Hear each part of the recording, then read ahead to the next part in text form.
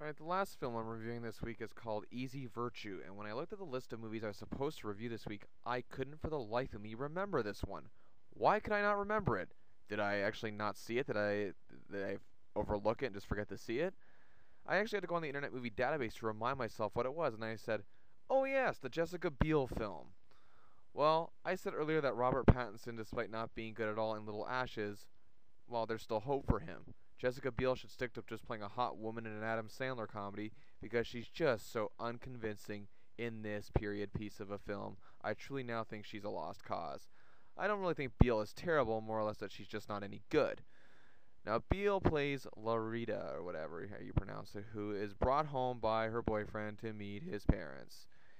His intense, overbearing, and downright scary mother, played well by Kristen Scott Thomas, and his seemingly I don't care attitude of a father, played by Colin Firth.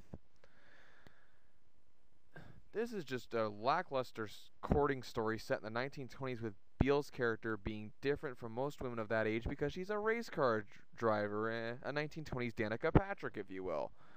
And of course, Thomas's character of the mother disapproves, yada yada yada.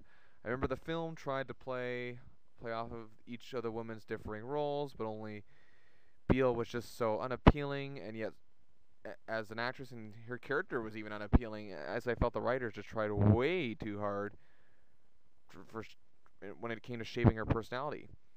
Firth was really good with some of his dialogue, but that's about as far as it went for him. This movie isn't so much bad as it is forgettable, but I at least do remember I didn't enjoy it. Ben Barnes does okay, has his role as the son, Beale's boyfriend, and he does the best with what he's given, so I can't fault him here. But I actually really enjoyed Chris Marshall, who has a really small part here, but has been very funny in films like Love Actually and Death at a Funeral, as well as his hilarious role in the Britcom My Family. I'd like to see more of him in movies. Other than that, it's just a forgettable mess with a few bright spots. 2 stars out of 5 for Easy Virtue.